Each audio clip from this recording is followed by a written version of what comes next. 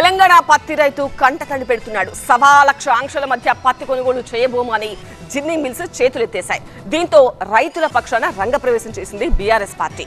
వెంటనే పత్తి కొనుగోలు ప్రారంభించకపోతే ఖబర్దార్ అంటూ ప్రభుత్వానికి వార్నింగ్ ఇచ్చారు గండ్ర. మరోవైపు పత్తి రైతులను ఆదుకుంటామని భరోసా ఇచ్చారు కేంద్ర మంత్రి కిషన్ రెడ్డి. ఇక దీనిపై సీఎం రేవంత్ సర్కార్ ఎలా స్పందించనుంది? తెలంగాణ పత్తి రైతు నెత్తిన మరో పిడుగు పడింది. నిన్నటి వరకు భారీ వర్షాలు రైతును ముంచితే ఇప్పుడు జిన్నింగ్ మిల్లుల నిర్ణయం రైతుల పాలిట శాపంగా మారింది.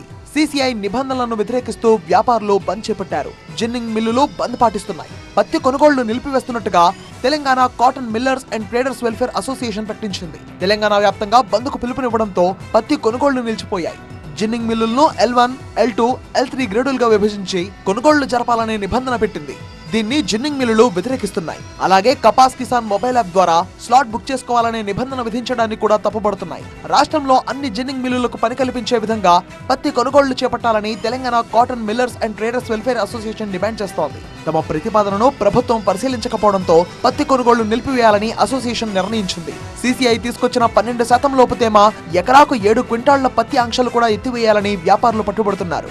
ఇప్పటికే 2 దఫాలుగా ప్రభుత్వానికి తమ సమస్యలు తెలిపినా సానుకూల నిర్ణయం రాలేదంటున్నారు జిన్నింగ్ మిల్లుల ఓనర్లు. ప్రధాన ప్రతిపక్షంగా పత్తి రైతుల తరపున వకాల్తా పుచ్చుకుంది బీఆర్ఎస్. కేంద్ర రాష్ట్ర ప్రభుత్వాలపై బీఆర్ఎస్ ఆగ్రహం వ్యక్తం చేసింది. వెంటనే పత్తి కొనుగోళ్లు చేపట్టకపోతే ఆందోళన చేపడతామని గులాబీ పార్టీకి చెందిన వరంగల్ నేతలు హెచ్చరించారు. తక్షణమే పత్తి కొనుగోళ్లు ప్రారంభించకపోతే భారత రాష్ట్ర సమితి రైతుల పక్షాన ఖచ్చితంగా ఉద్యమం చేపట్టబోతుందని చెప్పడానికి ఈ ప్రభుత్వాన్ని హెచ్చరిక చేస్తా ఉన్నాం. కేంద్ర ప్రభుత్వానికి నిర్దిష్టమైనటువంటి విధానం లేదు ఈ రైతుల విషయంలో. అధికార పక్షానికి 8 మంది, ప్రతిపక్షానికి అవకాశం ఇచ్చారు. 16 మంది ఉన్నారు. ఏం చేస్తూ ఉన్నారు మీరు? ఢిల్లీకి పోయి మీరు ఇక్కడ జరుగుతున్నటువంటి రైతుల విషయంలో అన్యాయం జరిగితే కనీసం ఒక రిప్రజెంటేషన్ ఇచ్చేటువంటి పరిస్థితి మీకు తెలియదా? బీఆర్ఎస్ కు కౌంటర్ ఇచ్చారు కేంద్ర మంత్రి కిషన్ రెడ్డి. పత్తి కొనుగోళ్లపై అధికారులతో మాట్లాడుతున్నామన్నారు. సీసీఐ ద్వారా రైతులకు మేలు జరిగేలా నిర్ణయాలు తీసుకుంటామన్నారు. రైతులు ఆందోళన చెందొద్దని, దళారులకు పత్తిని అమ్ముకోవద్దని కిషన్ రెడ్డి సూచించారు.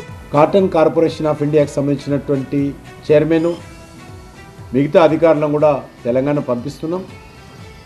తెలంగాణకు సంబంధించినటువంటి వ్యవసాయ శాఖ అధికారులతో హైదరాబాద్లో సమావేశం నిర్వహించి ఇంకా యొక్క పత్తి కొనుగోలులో ఉన్నటువంటి ఇబ్బందులను దూరం చేయాలని చెప్పి నిర్ణయం తీసుకోవడం జరిగింది.